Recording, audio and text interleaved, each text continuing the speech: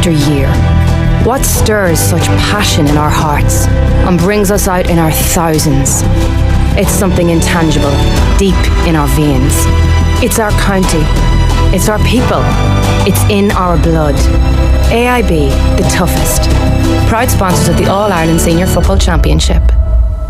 Get ahead of back to school this year at Dunnes Stores. From prepping for their very first day to refreshing their uniform, now's the perfect time to shop schoolwear for the adventures ahead.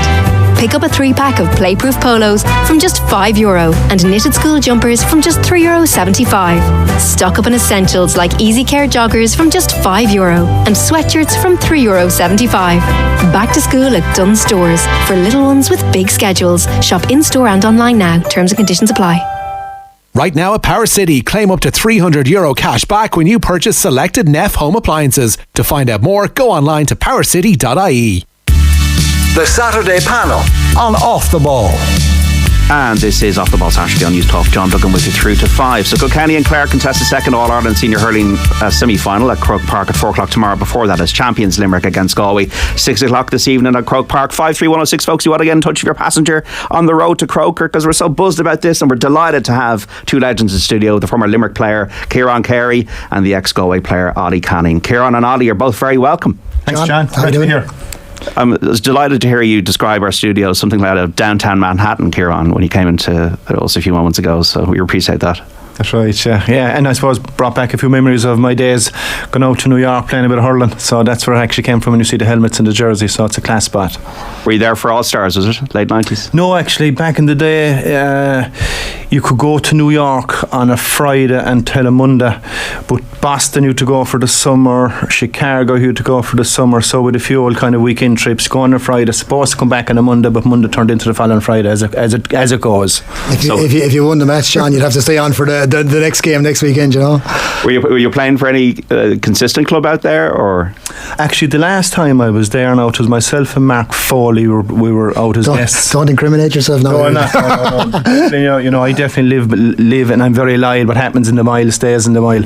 And Henry Shefflin and Kim McGrath were taken out. Actually, it overlapped the weekend of the Twin Towers when they came down. Actually, God, that was the last time we were there. Believe it or not. Yeah. Did you ever get over to New York? No, I didn't, John. I think I was always caught doing something during the summer. I think back when I was going well with Galway, I think Portumna were probably going pretty well around the time. Yeah. So there was never really I never got the window to go out, you know what I mean? Yeah, you didn't know what split seasons were.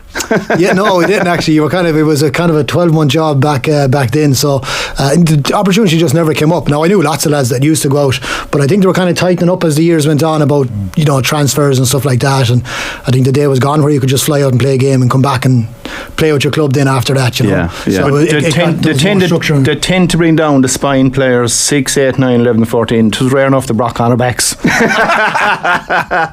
Any kind of a guy you'd find to do cornerback.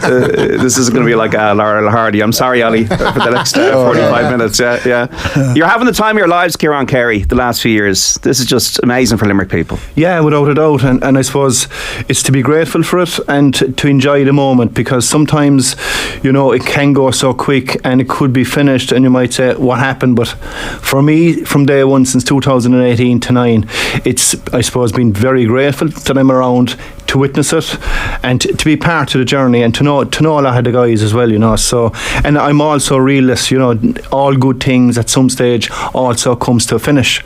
And but, you know, being a Limerick player, an ex-Limerick player, being a Limerick supporter, being around for the last 4 or 5 years, it's a bit like being in heaven, to be fair. And it's sorted out the pain, has it, of obviously the tough days you had in the 90s in Croke Park and all that? Yeah, I suppose I would have come to peace with all of that, you know, really a long time ago, you know, and I suppose thankfully I did. So if I hadn't, I probably wouldn't have had the experience to enjoy the last 4 or 5 years. Good point, yeah. You know, so I do remember from 18 to now that I could soak it up, and I suppose and be part of a supporter and an ex-player and to enjoy it to the fullness. Would you have the same thing with Joe winning 2017 and making the breakthrough, that you come to peace with these tough defeats and losing All Ireland finals and that. Yeah, 100%, John. I think like we were just chatting outside with Ciaran, and you know, there was sometimes back in the day there was a narrative of, well, they just didn't want it enough, or the hunger wasn't there, or whatever. You know, all these kind of ways you describe why you lose games by a point. But I mean, for me, like Ciaran, I suppose I was a realist playing hurling, and I always look back in the games and I said, were we really good enough to win when I was there? And for one reason or another, we came up short. It was played in 2 All Ireland finals, never made the breakthrough. But on the day, did we deserve to win them games? Probably not on the overall 70-75 minutes. So for me, you know, I'd look at it objectively. They don't hand All Irelands to you. You have to go out there and win them on the day. And so looking back at my career, I was, you know, probably lucky that with Portumna we had a lot of success as well, and that probably took a bit of the pain away from not having the success with Galway. But when 17 arrived, you know, I was asked on the day, like, what's your overriding feeling here? And it wasn't even really a feeling of joy or anything. It was my feeling was relief. That these players on the pitch, and Joe included, had soldiered for years and years with Galway, had been beaten back in, you know, close games with Kilkenny. You know, I think 12 and 14 kind of sticks out. Had some great games against Tipperary, you know, before that, and then to make that breakthrough in 17, it was unbelievable. But I remember back on that day, and you know, I think the first 5 or 6 shots Galway took that day against Waterford, nearly I think 5 out of 6 went over the bar, and they got a great start to that game, and they just did it on the day. And they had to. I mean, there was tight spots in that game. I know they were the favourites probably coming into that match after the semi-final and quarter-final that year, but for them getting over the line after such a long time, for me it was just a relief that these players had been rewarded. We never got there. You know, I played with a generation of players over probably 14 or 15 years that didn't do it. Lots of great players in Galway, but that was our lot. And sometimes you have to look back and be thankful that you were there to experience it, but didn't get over the line. But for that group of players, brilliant. And I think Limerick probably felt the same way when you made the breakthrough after all the years. That year is probably a bit surreal, and you're kind of saying, geez, you know, we've done it. And I think over the last few years, as Ciaran said there, I think you've probably settled in and enjoyed the journey now over the last 3 or 4 years, because once you make that breakthrough, in fairness to this Limerick team and the management, they've kind of pushed on, and they're really making hay while the sun is shining. Unfortunately for Galway, after 17, you know, we got back in 18, unlucky, lost by a point, and again, that's just the way the cookie crumbles. So Limerick have gone on to do great things since, and they're probably proven to be, you know, they're getting there. That Kilkenny team we saw back in the probably 90s, early 2000s, that was really special. But Limerick they're coming up on them now if they can keep going for another couple of seasons. I was down at the Munster final, Ciaran, and my late dad was Clare and my mother's Limerick City, but the identity that this success has fostered with the people, the Cranberries music playing, the bars open, you know, people on the street, you know, the belonging that wasn't there for a long time. Everybody's invested in this. It's like Italian 90 down there for them. Yeah, without a doubt. And I suppose when I go to work from Monday to Friday, sometimes I kind of boycott and go through Hyde Road, and I'd have reasons to go up to my Ross from time to time, and you know, before 2018, you'd always see a football or a rugby ball. Any day you go up there now, you see hurleys out and kids playing hurling. So that's the domino effect it has. But you're right, it has ignited Limerick City and County since 2018 to now. Is there maybe something with Galway, Ollie? I was thinking to myself that they lack a bit of bite with counties. So Limerick have Clare, Limerick have Tipperary, and you've got Kilkenny Tipperary rivalry. Limerick, Clare, as I just said, that Galway maybe sometimes don't have that cause against another county that might sometimes gel them into a fire that gets them over the line. I've never thought of it like that, John, but maybe you're right. I mean, we're coming from Connacht, obviously, and coming into the Leinster Championship. We would have played teams over the years. I suppose the biggest rivalry was Tipperary in the last number of years, back in 16, 17, 18. There were some great games back then, you know what I mean? It swung both ways over a 3 or 4 year period there. There would be a bit of rivalry with Kilkenny, but we don't have that history really with any team. I remember maybe back in the 80s when Galway won the 2 All Irelands back to back. Tony Kidd affair, and that was a bit about them. They had some big battles that time with Tipperary and with Kilkenny, and you know, but yeah, there's probably some merit in that. I know sometimes it can galvanise teams when you're coming up, when you have a number of these local derbies from time to time. Clare would be a rivalry, definitely South Galway, North Clare. I mean, if you go down and ask anybody down in that area, is there a rivalry with Clare and Galway, they would definitely say yes. So again, if Clare and Galway could make the final this year, I'm sure there would be a lot of rivalry there. Yeah, the semi-final kind of takes a life of its own, doesn't it, in a way? Because your semi-final wins over Kilkenny almost changed how Kilkenny saw themselves. Yeah, I think it did. I mean, I was involved in a couple of them back in definitely 2001 sticks out. 2005 we beat Kilkenny in semi-finals that year, and Kilkenny, people down there admitted that they had to go back and kind of review and see what was the problem there, and they probably readjusted from them. But I think with Galway, at times we can really catch fire and we can really put in a great performance. But I think maybe a criticism of Galway and ourselves back even when I was playing, maybe it was that little bit of inconsistency, and people, I wouldn't always agree with them, but I know it would be said that maybe you're not sure what Galway team you're going to get on a day. We're always hoping now as supporters that you get the team that's on fire and really click. But I think they were close the last day against Tipperary. I think they're a team that's improving this year. I think if they took more of their scores the last day against Tipperary, people would look at it in a different light. It would have been a really good performance. Whereas you look back and you say we got over the line, but it should have been more comfortable than we were.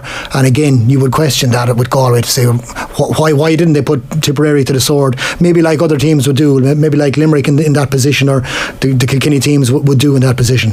Henry Shefflin, how's he been received in Galway? Obviously he's an outsider, possibly the greatest hurler of all time to play the game, had great success at Ballyhale. How do the clubs view the team at the moment? Is there a feeling that Galway is on the right road ultimately?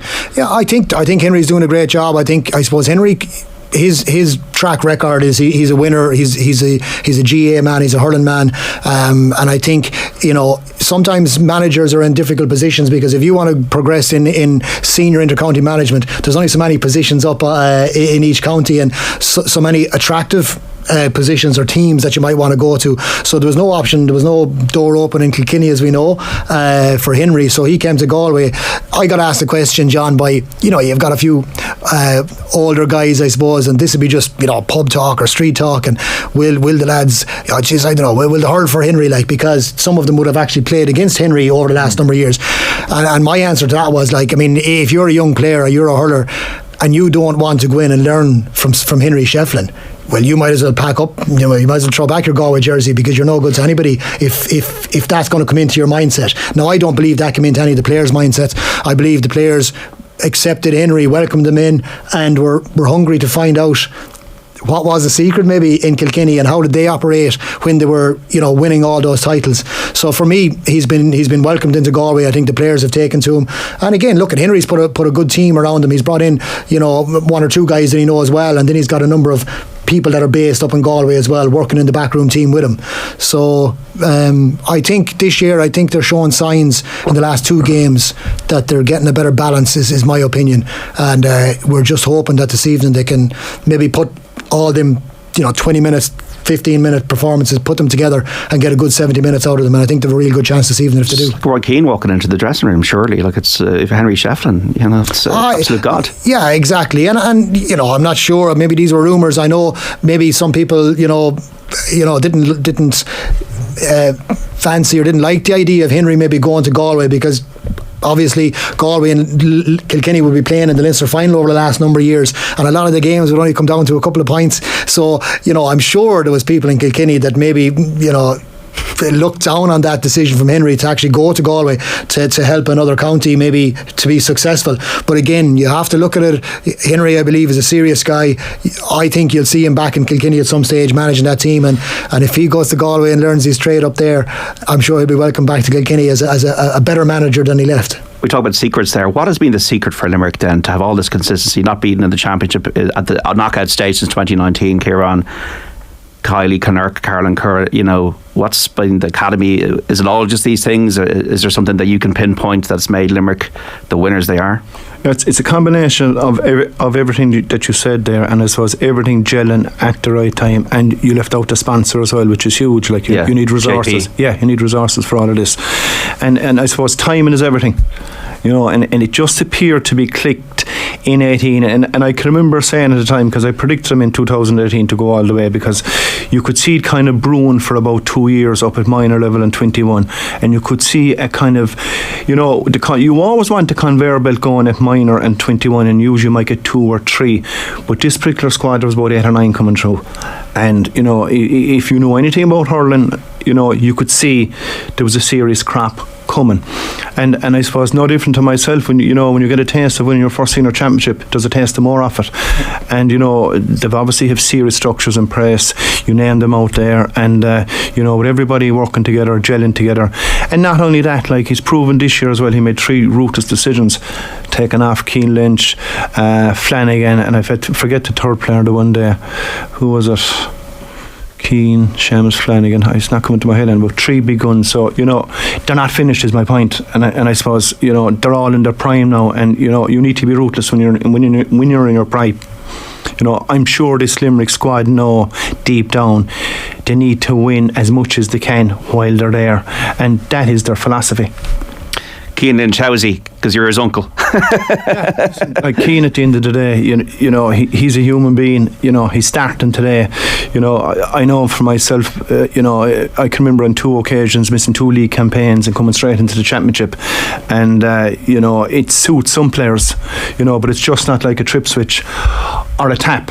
But either way, I suppose at the start of the week I was kind of iffy. There was a bit of a tug of war going on, but as the week has gone on, and I'm looking at, I suppose we all know about the Great Wall of China, but now I'm after seeing the Great Wall of the half back line that we have today, I'm kind of getting a small bit more confident, and I suppose the Clare game, alright, I saw glimpses of what we were accustomed to seeing the last number of years. We were seeing a few little spells of it, 5 minutes here and 6 minutes there.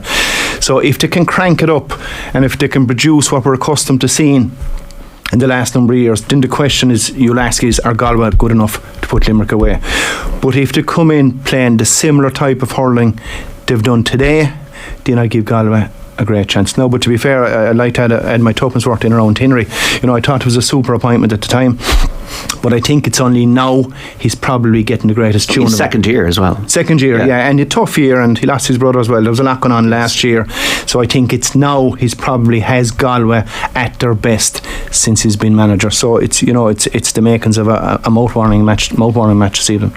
Ciaran Carey and Ollie Canning in the studio with us on the hurling semi-finals. Delighted to be talking to them. Where do you play Cian then? I don't like these GA teams. They're doing my head in because all these change, like they've got to come out early, but then you have all the changes. And what would you like to see? Would you like to see the way it's advertised with Kyle Hayes number 6, Gearoid Hegarty number 7, Cian at centre forward, or would you like to see something different? I'm extremely comfortable with the 15 on the programme, being honest with you. I am, but if you take Gearoid Hegarty, for the last 5 years, Gearoid Hegarty is an awful lot of hurling played in the half back, as is Keane Lynch and Tom Morrissey, because that's how they played. So it's going to be like glove in hand to Gearoid. Kyle Hayes was automatically. Kyle Hayes is a player really you can play anywhere in the field, you'll get the best out of him. So he's going to do his job at centre back, and I think it'll probably suit today because the game has moved on since 2018. So it'll be a bit more man marking. So it is, because most players and counties are squeezing up now. So it's definitely going to suit 5, 6 and 7 today, because the 3 boys, they're both 6'5". So I believe between 5 and 12 today, this evening, the game is going to be won and lost, because Limerick usually get huge joys in those areas. We're talking about systems as well as individual positions too. Yeah, we are, and I think, John, I hear what Kieran's saying, but I know Gearoid would have played maybe in that area, but when you're wing back, you're responsible for somebody, and from a Galway point of view, if they do line out like that, we're hoping that maybe it's going to be a new venture for Gearoid Hegarty, because when you're a wing forward you can drift into that position, but you're not overly worried about the wing back. You just need to win the ball and deliver it where your man is not. Whereas when you actually start wing back, now suddenly your mindset has to change a little bit, that now you are responsible for a guy, and there's no point you hurling a load of ball and a guy picking up 3 or 4 points on you. So that's the little chink I think that Galway is looking at.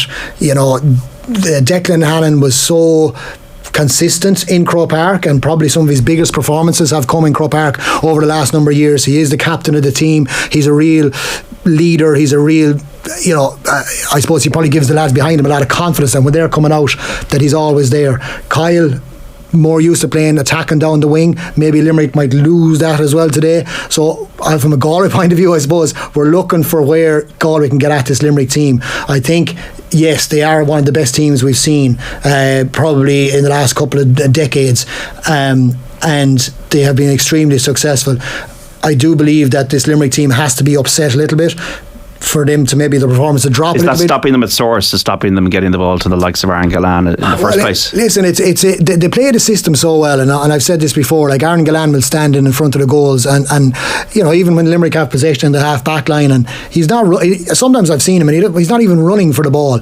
But when they link up that triangle stuff that they do, and suddenly they get a guy that's now facing the opposition, and I think that's the time Aaron Gillan goes. So Aaron Gillan's timing is critical, but the delivery, the ball, I felt sorry for that Clare full back line, that young guy that was on him. He got a bit of criticism. I don't believe it was all his fault. I believe the ball that came into Aaron Gillan that day was just superb. It was literally bouncing in front of him. He didn't even have to put the hurl on a few of them. Unmarkable, really, that type of ball. I mean, from a cornerback, and from my own position, I suppose I have a sympathy for cornerbacks when that quality ball is coming in. So that's going to be a huge problem for Galway today. I know there's so many things going on today. Dahi Burke, I'd see, is gone back into the full back 3 line. and 6, they've switched it. Yeah. Yes, exactly. So is Dahi going to pick up Gillan? Because Gillan, in fairness, he's on kind of player of the year form at the moment. But getting back to the Limerick setup, we just feel in Galway that because they have no Sean Finn, Declan Hannon has gone now, Keane is only coming back from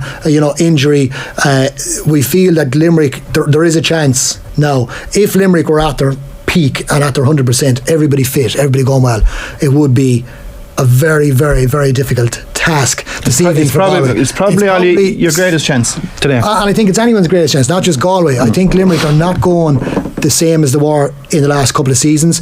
They've had a couple of injuries.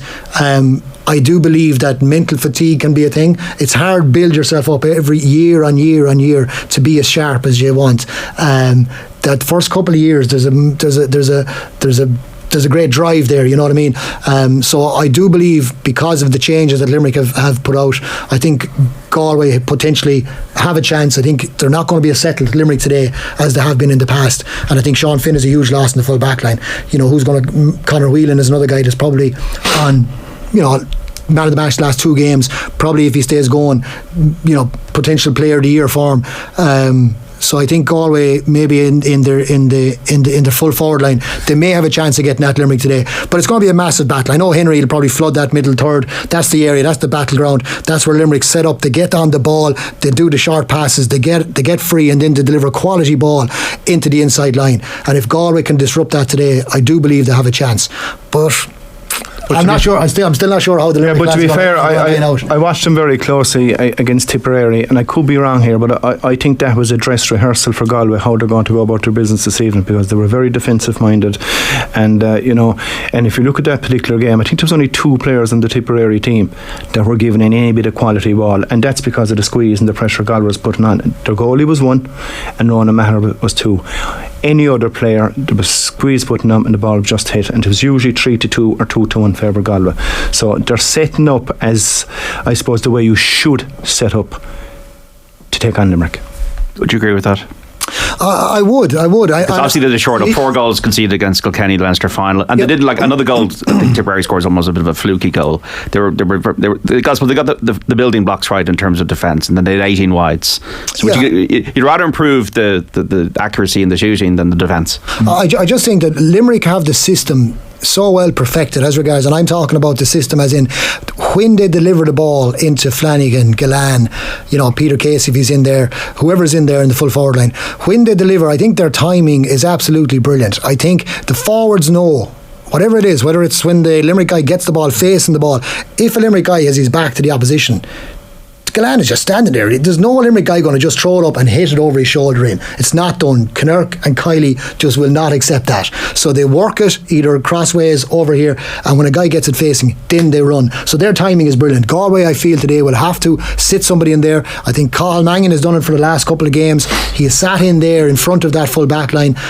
Very good at distribution. He's a beautiful striker of the ball as well when he gets it. So Galway will need to give that full back line some protection, because I just think you can swarm the middle third of the field, but I still think Limerick will still get quality ball in there, and unless you've got some coverage there. When I was cornerback, if you had a sweeper in front of you and you were on a guy, I mean, half your mindset was, right, just keep it out of his hand. That's it, just break it away somewhere. and that's a great job done, because your sweeper will pick up that ball, but you need somebody there. One-on-one in front of the goals, or 20, 30 yards ahead of you. It's a lonely place for a corner back in Croke Park, because just the ball control of these forwards is so good. Like, they're not going, you can't be waiting for them to miss it. They're not going to miss it. So that's why I think Galway would play, and reference what Ciaran was saying, maybe that was the set rehearsal, or that Carl Mangan was back there covering that position. Pádraig Mangan can do that as well, cover back in front of the half back and be an outlet for them. There's so many problems that Galway have to solve this evening. I mean, if they do it, it'll be some victory. So many problems. And then you have to go and win the thing. But Ollie is right. To be fair, like, what Aaron Gillane and Flanagan are doing isn't new. They're doing that for the last 5 or 4 years. Like, the dogs in the street can see exactly what's happening. Diagonal balls. So discipline is going to be huge here for Galway today. Discipline meaning holding their shape. You'll have a fair idea after about 10 minutes with the running and the crossing how disciplined they are. If they are going to leave space, like Aaron Gillane is accustomed to, and Flanagan, they're going to hurt you. But if they can be disciplined, and have bodies back, then they have a great chance. Okay, Ciaran Carey and Ollie Canning, delighted to have them in studio here on our hurling semi-finals preview on Off the Ball Saturday here on News Talk. You want to get in touch with a comment and opinion, 53106 for a text machine, cost of 30 cents, or on Twitter at Off the Ball. We're back after the news. News Talk is on the move, and we've got Volkswagen to thank for it. Our new car partner has provided us with electric vehicles, so we're ready to take on the roads. Turn heads with the all-electric ID5 SUV Coupe from Volkswagen, official car partner of News Talk. The enhancement to the legislation for the management of business waste means all waste collectors must now provide 3 bins to their business customers for the separation of recycling, organic and general waste, and place all customers on an incentivised price plan. Your waste collector will provide further guidance on these important changes. A message from My Waste, brought to you by the Government of Ireland. Sunday at Forever Young Festival, 16th of July. Bananarama, ABC, Mid-Yor, Soul to Soul, Thompson Twins, China Crisis, From the Jam, Blancmange, Heaven 17, Jackie Graham, Propaganda, and so many more. Last batch of tickets now on sale at foreveryoungfestival.ie. Wow, that's what we call a festival. Camping, glamping, and local and national buses available. InsureMyVan.ie. Hi, I'm Ken Doherty. For all van drivers and business owners, InsureMyVan.ie is Ireland's low-cost van and commercial insurance specialist. For high-quality van and all commercial insurances, call InsureMyVan.ie. City Financial Marketing Group Limited, trading as InsureMyVan.ie, is regulated by the Central Bank of Ireland. Go full Lidl and bag even bigger savings with XXL packs, like 20% extra on XXL Board B approved diced chicken fillets, $3.79. There's a cool 20% off XXL premium ice cream cones, only $1.69, and a bloomin' 43% extra on XXL German flowers, only $1.99. Go on, shop without compromise. Go full Lidl today. Selling your home? A Daft Advantage ad is the best way to sell your home in Ireland. By choosing a Daft Advantage ad, you guarantee unbeatable visibility, attract more buyers, and get the best price for your home. Get the best price for your home for as little as €99. Ask your estate agent to upgrade your ad to a Daft Advantage ad today. Mr. Blue Sky, please tell us why. The Lotto jackpot is an estimated €4 million. Play responsibly in-store, in-app or at lottery.ie. The National Lottery. It could be you. Harvey Norman are your coffee specialists. Shop our incredible range of premium coffee machines, like the new Sage Creatista Virtuo Nespresso coffee machine, featuring a polished stainless steel construction that will seamlessly integrate into your kitchen. With its simple one-touch espresso extraction and an integrated steam wand, you can froth your milk and personalize your favorite coffee creations. Shop the new Sage Virtuo Creatista Nespresso coffee machine from only $7.29, with interest-free finance available and our best prices guaranteed. Harvey Norman, your coffee specialists. No! Here at News Talk, we've got some exciting original podcasts. Here's a snippet from Show Me the Science with Professor Luke O'Neill, a weekly series that explains different topics through science. It's hard to imagine when people begin digging up these bones. Can you imagine the shock and awe when fossil hunters dug up these massive bones of these creatures and wonder, what the hell are these? The Chinese get the credit, as they often do for things. They dug up the first dinosaur bones hundreds of years ago. Guess what the Chinese thought? They must have been the remnants of dragons. And in fact, one idea where the myth of dragons came from is these dinosaur bones must have been, dragons that died off bay and left their bones there. That was one idea the Chinese had anyway. To hear the full podcast, go to newstalk.com, the Newstalk app powered by Go Loud, or wherever you get your podcasts. On 106 to 108 FM, on the Newstalk app powered by Go Loud and smart speakers. This is Newstalk. It's 2:00. Good afternoon. Support packages for some 650 laid off employees at Tara Mines have been agreed to following late night talks at the Workplace Relations Commission. Unions have also secured a guarantee that workers will return to their work on their existing terms and conditions. The owner's Boleden is due to temporarily suspend operations at the County Meath plant this coming Friday. The WRC proposals will be brought to SIP2 members on Monday. Divisional organiser Adrian Kane says there are still doubts around the reopening of the mines. Well, certainly that's our expectation, but as to when that will happen is still unknown. But we will continue to engage with the company, but there certainly are factors outside of our control that will have a major impact on that. An international human rights organisation is urging the US to reconsider its decision to send cluster bombs to Ukraine. Amnesty International says the explosives have caused untold harm to civilians across the world, sometimes even decades after a conflict has ended. The weapons are banned in more than 100 countries because of the danger they pose to civilians. General Lord Richard Dannett is a former Chief of Staff at the British Army.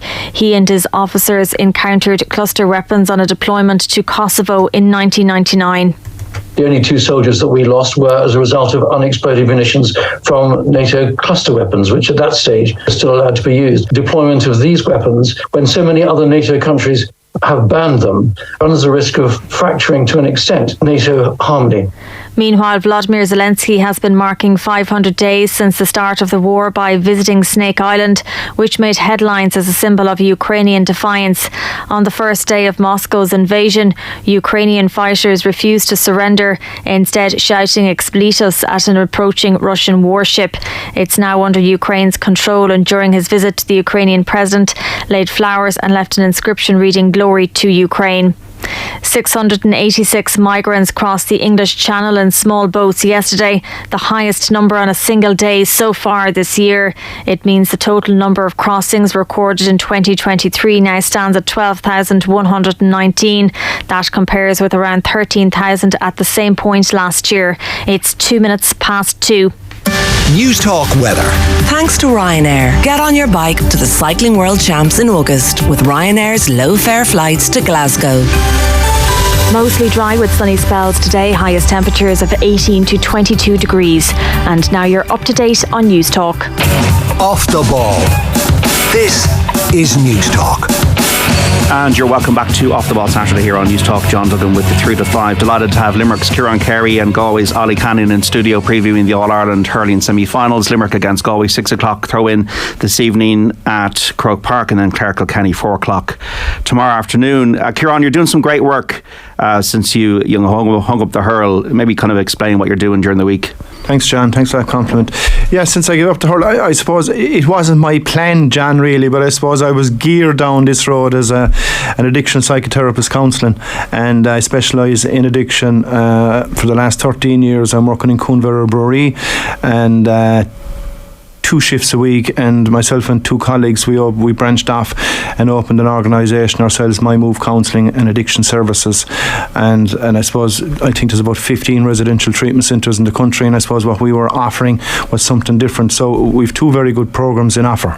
We've 2 12-week programmes that allows you to function and get on with your life and commit to getting well in recovery, which is at a face-to-face, and we rolled out a new pilot in January. So we're also doing a 12-week programme, an online recovery treatment programme, which has taken off hugely since January to now. So that is it in a nutshell. I could be here for the next month, John, talking about ins and outs of it, to be fair. Yeah. It's all complex. Addiction is all complex. There's so many strands and tentacles that it could pull you anywhere. Is there any kind of top-line thing, though, you might want to say to anybody that's maybe a bit of a spot at the moment? Yeah, I suppose my experience in working in the field of addiction, and it sounds so simple even when you verbalise it, to reach out for help and to pick up the phone. But yet, when you're in that hole and you're in active addiction, it's the hardest thing of all to do. So try to get that bit of courage, get the phone, reach out to a family member and reach out to someone for a bit of support and, get a bit of help. There's no shame, there's no stigma.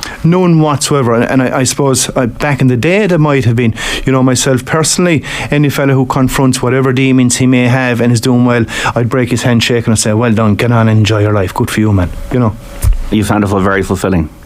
Yeah, without a doubt it's fulfilling, but I suppose I don't do it because you'd imagine looking at it, it's fulfilling.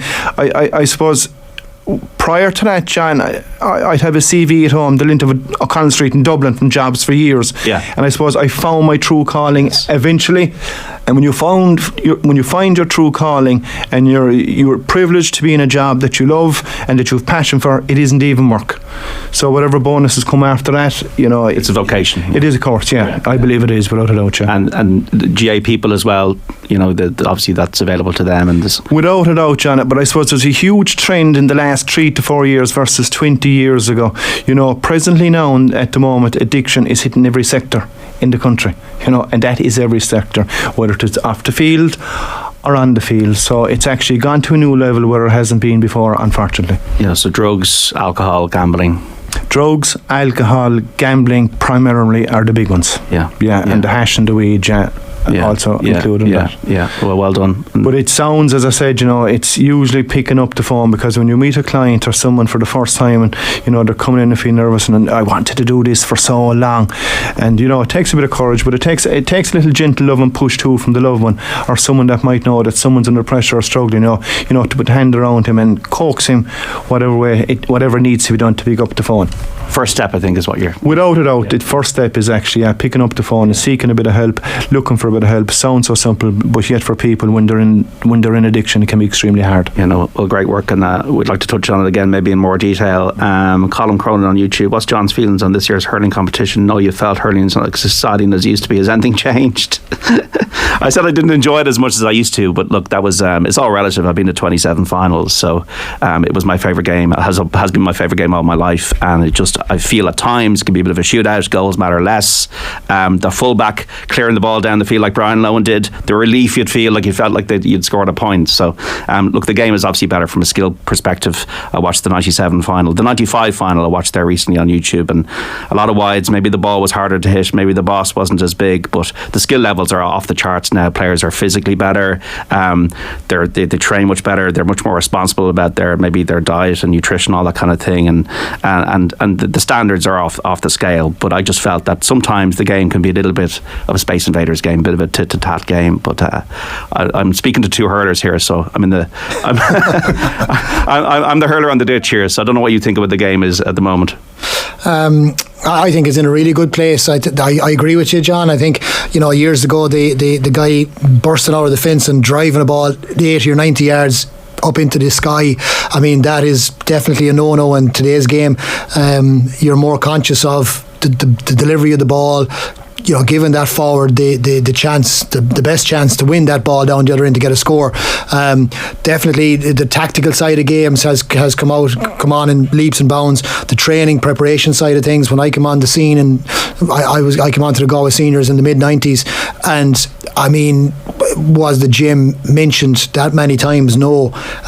But again, I just feel that guys that time, they were in different types of work. I think they were stronger from doing physical labour or doing farming or whatever. Yeah, I think so. And I think for me that time, if you did a bit of gym work, great, but you were kind of left to your own devices when we came on board first. But now, there's programs there, and we spoke about this Limerick team, the conditioning of them. this didn't start last year. I'm sure there's programs in Limerick, and I've heard about the programs in Limerick in the development squads up along from probably 16 or 17. I'd say Ciaran is when these guys have been doing the physical gym work. The strength and conditioning is what they call it now. If you don't have an S&C coach on a team now, people don't take you seriously. So it has has come on in leaps and bounds, but the skill levels, as you said, John, they're off the charts. They really are. And again, people are giving all about the ball and it's lighter and it needs to be heavier and all that, but I just think that the striking ability of players now, the hurleys have changed, the physical conditioning of players have changed, so it's all changed. But for me, the last few years have been, outside of Limerick winning every year, it has been very, very exciting, and I say that with the utmost respect for a team that are operating at the level they're operating at. But you always like to see someone come up, knock the guys off the top, and another team come through. I mean, you probably you won't get the 90s was probably a great decade where you had a number of teams coming on the scene. There's romance about it. Clare, Offaly, all getting in there outside of Tip, Cork and Kilkenny outside of the big three. So that was a really good decade for hurling from an excitement and from a spread point of view. Kilkenny probably came along and dominated for a lot of years. Cork came along and won the two All Irelands as well, and then I suppose in the latter years Limerick have been dominating. But I still think the game of hurling is a special game. The amount of skills that's on show, and yes, you have to sometimes question maybe some of the defending when teams are clocking up the big scores, but maybe the old sledger of a quarterback has gone out of the game as well. Maybe you can't take lads down as easy. The game is definitely just a different game. Maybe it's more free flowing. Tactics are coming into it. Players are buying into that, but for me, I think it's at a great place. I suppose I maybe lament the wildness has gone out of it a bit. Yes, I remember Aidan Ryan against Cork 91, and the wildness of the whole thing. Scores the goal, the whole place goes crazy. And your point against Clare, but do you feel it's in as good a pace as it has ever been? Oh, without a doubt. And Ollie gave a few examples. If the goalkeeper gave a puck out to the cornerback back in the 90s, he'd be taken off. So it has totally changed. And actually, when you look at Limerick's journey in 2018, I suppose for the first 3 years they bullied every team strength-wise, and now everybody is at probably the same level. But without a doubt, it's after changing. Sometimes, I've been looking at the times now, and they're all big men now, right? To be fair, it's rare you see a fair shoulder. It's pretty rare that there's a lot of octopus and passing, or tackles, that's hands flying, pulling back the shoulders, pulling back the arms. But it's pretty rare you see a 50-50 shoulder. Even if they could slip that into the modern game, it might excite a bit. But overall, the game is as healthy as it ever was. You said it there a while ago. It's a total different game. It's nearly programmed now, and I suppose the danger there is when it's programmed and tactically going down that road, then you could lose a small bit of freedom out of one's ability. That's the only thing. Clare Kilkenny can't be as bad as last year. No, they can't. But again, John, you just don't know going into these games. Anything could happen. But what's your feeling then, Brendan? No. I feel it's going to be. I feel it's going to be. A couple of points, maybe either way. I think Clare have a great motivation after last year. I mean, there's no better motivation than getting back and feeling we didn't perform, we let ourselves down, we let the fans down, you let your club down, you let everybody down when you lose, when you just don't perform. I think there was a feeling in Clare last year, and maybe some of them noted this after, that they had an extra time in the Munster, and they looked like they were maybe a little bit burned out. I think Tony Kelly mentioned after an interview there this year that they feel that they've probably managed the run in this year. They've managed the Munster Championship a little bit differently this year, and they probably feel fresher coming into this game. They're going to come up tomorrow against Kilkenny definitely with a motivation to right or wrong from last year, but Kilkenny won't fear anyone, and I still think Kilkenny they've got man markers, which is important in today. Even it was important in the 90s, but it's Mikey Butcher and Tony Kelly tomorrow. It's still important in today's game. You do need to look at the opposition, and there's. Do you unsettle a forward? Do you get under his forward skin when you're like that? There's two ways of looking at it. From when I was cornerback, and if I got detailed to mark somebody, it was a massive motivation for me, because that was my job for the team. Definitely you have to sacrifice your own game, and what I mean by that is, your first priority is you just keep this guy out of the game, and if that just means knocking the ball out of his hand and just getting it out the field, that's fine. I remember last year last year Mikey Butler was on Tony Kelly, and there would be maybe a what do you call it, a bit of a schmozzle there for the ball, you know what I mean, and everyone's in digging for the ball, and you'd see Tony just drifting off out the side, and next thing Mikey Butler would just ignore the ball and just spot Tony going, and his job was just to track Tony, and that was it. And I don't think Dublin did that the last day, and Tony got in for 3-4. I think Tony lost his man a couple of times on the run-ins, so that part of the game is still there from a defender's point of view. Ciaran, we were chatting about it earlier, maybe the when you see the big scores, maybe some of that defending mindset has gone, because now you've got attacking wing backs, you've got attacking cornerbacks. You know, if you get a shot as a cornerback from 50 or 60 yards out now, if you don't score it, there's people in the stand going, terrible miss. Whereas years ago, if you went for the shot, they'd be telling you not to be going for it. So definitely the game has changed from that point of view. But for Clare and Kilkenny tomorrow, it's going to be very, very tight, John. It's a really hard one to call. I just feel there's something about Kilkenny. They will not fear Clare, and I think they've had their number for the last few years. But Clare coming in better prepared this year. I think they've managed it better, and I think they've a better balance to the team as well. It's not all about Tony Kelly either. They've got a number of players up front. I think Rogers is doing some great work around the middle of the field. Shane O'Donnell seems to be on form. Trainer as well. They're going very well. John Conlon, now for me, it would be a concern that he was, I believe, concussed the last day and is back training and coming in, and they've got a couple of injury concerns coming in the next day. Clare, if they're fully fit, they've a great chance, but I still think if they're missing a few of them, I give Kilkenny a good shout as well. What's your assessment of Clare Kilkenny? Yeah, my assessment is when I'm looking at Clare and Kilkenny, I'm looking both of them where they were last year. Have both of them improved? And the answer to that is yes. Yeah, and I kind of said at the start of the year, if Kilkenny got to the All Ireland final, they'll take some stopping. But I believe Clare's experience with Limerick this year and last year, it's after bringing them on a ton. Clare are probably going in tomorrow thinking they're Munster finals. They should have won the Munster Championship. You know, they're the one team that really kind of shoved it onto Limerick. So I think they're after gaining huge experience from that. Where I would have a little doubt about them would be their defending. As Ali touched on, you know, the defending coming out through the lines, they appear to be good at that, and they've that half to fine art. But it's defending correctly when the ball comes in, a high ball comes in, and I'm on Aaron Gillan. You know, am I letting Aaron Gillan behind me or in front of me? You know, you still have to defend correctly. So I'd have a bit of a doubt around that.